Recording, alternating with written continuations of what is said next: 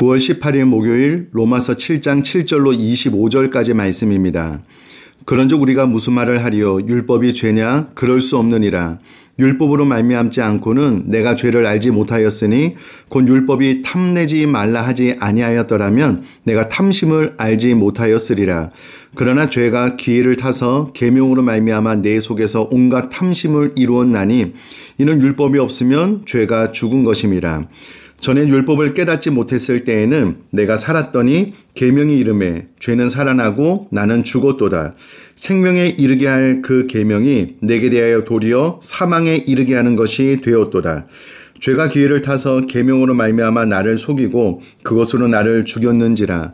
이로 보건대 율법은 거룩하고 계명도 거룩하고 의로우며 선하도다. 그런즉 선한 것이 내게 사망이 되었느냐? 그럴 수 없느니라. 오직 죄가 죄로 드러나기 위하여 선한 그것으로 말미암아 나를 죽게 만들었으니 이는 계명으로 말미암아 죄로 심히 죄되게 하려 함이라. 우리가 율법은 신령한 줄 알거니와 나는 육신에 속하여 죄 아래에 팔렸도다. 내가 행하는 것을 내가 알지 못하노니 곧 내가 원하는 것은 행하지 아니하고 도리어 미워하는 것을 행함이라. 만일 내가 원하지 아니하는 그것을 행하면 내가 이로써 율법이 선한 것을 시인하노니 이제는 그것을 행하는 자가 내가 아니요 내 속에 거하는 죄니라. 내 속 곧 내 육신에 선한 것이 거하지 아니하는 줄을 아노니 원함은 내게 있으나 선을 행하는 것은 없노라. 내가 원하는 바 선을 행하지 아니하고 도리어 원하지 아니하는 바 악을 행하는도다. 만일 내가 원하지 아니하는 그것을 하면 이를 행하는 자가 내가 아니요 내 속에 거하는 죄니라. 그러므로 내가 한 법을 깨달았노니 곧 선을 행하기 원하는 나에게 악이 함께 있는 것이로다. 내 속사람으로는 하나님의 법을 즐거워하되 내 지체 속에서 한 다른 법이 내 마음의 법과 싸워 내 지체 속에 있는 죄의 법으로 나를 사로잡는 것을 보는도다. 오라 나는 공고한 사람이로다. 이 사망의 몸에서 누가 나를 건져내랴. 우리 주 예수 그리스도로 말미암아 하나님께 감사하리로다. 그러즉 내 자신이 마음으로는 하나님의 법을 육신으로는 죄의 법을 섬기노라. 아멘. 오늘 본문 말씀은 오해 없이 본문이 하는 메시지를 심플하게 이해하는 것이 가장 중요한 것 같아서 전체적으로 오늘 본문이 어떤 이야기를 하고 있는지를 설명하고 한 가지 교훈만 나누도록 하겠습니다. 사도 바울은 지금까지 이신득의 믿음으로 말미암아 의롭게 되는 것, 율법의 행위로 불가능한 것에 대해서 설명을 하니 이 메시지를 듣는 사람들 안에 그러면 율법은 아무 소용이 없는 것이냐, 율법 무용론, 그 율법은 폐기해야 되는 것 아니냐, 율법 폐기론, 혹은 율법이 잘못된 것 아니냐와 같은 의심들이 생겨나게 되었습니다. 그래서 사도 바울은 율법이 죄냐 아니다라는 겁니다. 율법은 율법 고유의 기능이 있는데 그것은 죄를 깨닫게 하는 제한적인 기능이 있다. 그러면서 탐심에 대한 예를 들고 있는데요. 율법이 탐내지 말라 하지 아니하였더라면 내가 탐심을 알지 못하였으리라. 십계명 가운데 10번째 계명이 탐심 금지인데요.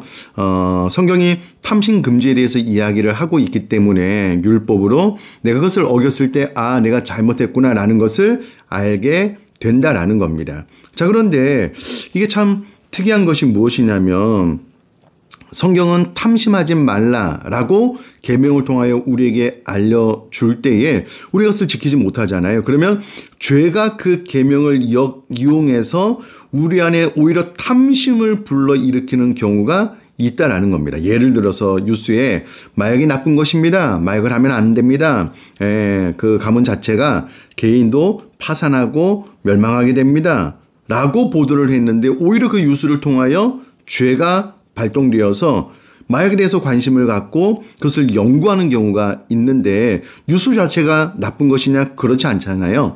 명확한 사실 팩트를 전달했는데 죄가 역이용해서 그것을 이용하는 것처럼 율법이 없으면 죄가 죽은 것인데 죄가 기회를 타서 계명으로 말미암아 내 속에서 온갖 탐심을 이뤄냈다라는 말이 그 말이 됩니다. 더해서 9절 말씀은 율법을 모를 때는 죄의식이 없었다. 그런데 율법으로 말미암아 율법의 기능이 죄를 알게 하는 것이므로 내가 깨닫게 되었다. 그랬더니 죄가 힘을 발휘하게 되었고 그 결과 위축된 나 자신을 보게 되었다라는 것을 9절에 이와 같은 말씀으로 전달을 해주고 있고요. 10절에 생명에 이르게 할 그 계명, 원칙상 제대로 율법을 지키면 생명에 이르게 할 율법이 맞습니다. 그러나 우리 사람이 전적으로 타락하고 온전히 지키지 못하게 되므로 율법이 우리로 하여금 사망에 이르게 하였다라는 것을 이야기를 해주고 있고요. 11절 말씀은 8절 말씀과 비슷해서 넘어가도록 하겠습니다. 여기까지 설명을 하고 난 다음에 이로 보건대 율법은 거룩하고 계명도 거룩하고 의로우며 선하도다. 율법 자체는 선한 것이다. 그러나 율법을 지키지 못하는 우리가 문제이다 라는 것을 이야기를 해주고 있습니다. 그러면서 율법의 역할은 죄를 죄로 규정해 주는 것이다 라는 것을 이야기함과 동시에 죄를 깨닫게 하는 제한적 기능만을 가진 율법의 역할에 대해서 이야기를 해주고 있습니다. 14절 이후는 죄성과 싸우는 그리스도인의 내적 갈등에 대해서 이야기를 해주고 있는데요. 14절에 우리가 율법은 신령한 줄 알거니와 나는 육신에 속하여 죄 아래 팔렸도다. 죄 아래 팔렸다라는 말을 통해서 인간적 한계와 연약성을 사도 바울이 고백을 하고 있고요. 15절은 심지어 자신도 자신이 행하는 바를 알지 못하겠다. 원하는 것은 행하지 않고 원하지 않는 것을 행하는 내 자신이 이해가 안 된다. 그러면서 17절도 자신도 어찌할 수 없는 죄의 성향이 있다라는 것을 17절 말씀을 통해서 사도 바울이 고백을 하고 있습니다. 이어서 18절 이하는 그리스도인의 치열한 영적 싸움과 연약함으로 인한 탄식에 대해서 더 구체적으로 이야기를 해주고 있는데요.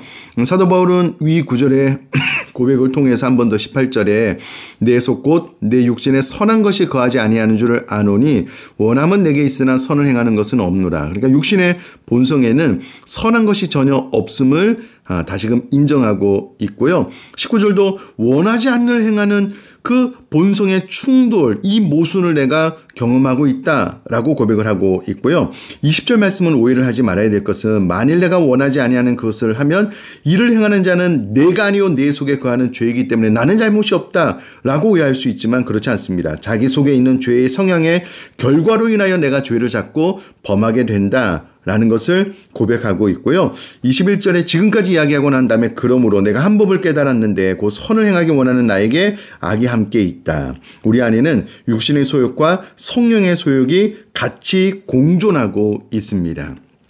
그런데 22절에 내 속사람으로는 거듭난 사람은 하나님의 법을 즐거워하지만 내 지체 속에 한 다른 법, 육신의 소욕이 있는데 내 마음의 법과 싸워서 내 지체 속에 있는 죄의 법으로 나를 사로잡는 것을 보는도다. 그래서 내가 내 마음으로 하나님의 뜻을 이루기를 원하지만 죄에 굴복되는 경우가 있었다라고 고백을 하면서 이 치열한 싸움을 다 싸우고 실패를 많이 경험한 사도 바울이 24절에 오라 나는 공고한 사람이로다. 이 사망의 몸에서 누가 나를 건져내랴 라고 탄식하고 있습니다. 이 탄식은 자기 안에서 어떠한 소망도 없다라는 것을 한 번 더 확증하는 탄식입니다. 그런데 반전의 고백이 있죠. 25절 우리 주 예수 그리스도로 말미암아 하나님께 감사리로다. 그러즉 내 자신이 마음으로는 하나님의 법을 육신으로는 죄의 법을 섬긴다. 믿음으로 의롭게 된 사람은 예수 그리스도로 말미암아 이 칭의를 얻게 되고 의롭게 살 수 있는 힘을 공급받는데 아직까지는 이 두 마음이 싸우고 있지만 그러나 성령으로 말미암아 이제는 하나님의 법을 섬기게 될 것이다 라고 고백을 해주고 있습니다. 자, 여기서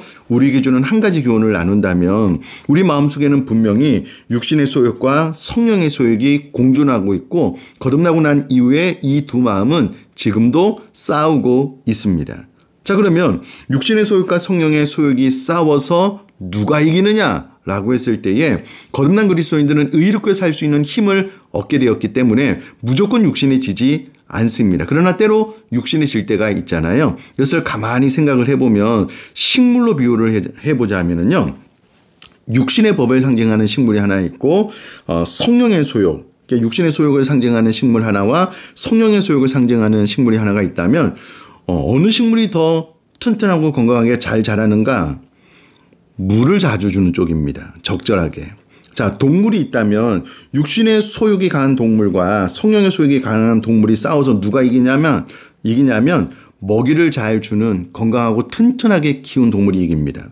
사람도 마찬가지입니다. 육신의 소욕과 성령의 소욕이 싸울 때에 훈련을 강도 높게 받은 쪽이 이기게 되어져 있습니다. 그러니 우리는 성령의 소욕을 물 주고 먹이를 먹이고 훈련을 잘 시켜 강하게 키우면 성령의 소욕이 이제는 육신의 소욕을 이기게 할 수 있기 때문에 이후로 우리가 칭의 의롭다 칭함을 받을 뿐만 아니라 의롭게 살아갈 수 있는 힘 또한 하나님께서 공급해 주시니 우리가 성령의 소욕을 계속해서 물 주고 먹이를 주고 훈련시켜 자라나게 함으로 육신의 소욕을 이기는 신앙생활을 해 나갈 수 있게 되기를 주님의 이름으로 축복합니다. 기도하겠습니다. 살아계신 하나님 아버지, 우리 안에 육신의 소욕과 성령의 소욕이 끊임없이 싸우고 있는데 물을 많이 주는 쪽, 먹이를 잘 주는 쪽, 훈련을 강도 높게 받은 쪽이 이기는 것을 우리가 너무나도 잘 알고 있습니다. 하나님, 육신의 소욕에 지지 않고 성령의 소욕을 따라 하나님의 뜻을 이룰 수 있도록 계속해서 성령의 소욕을 키워나갈 수 있는 우리 모두가 되어질 수 있도록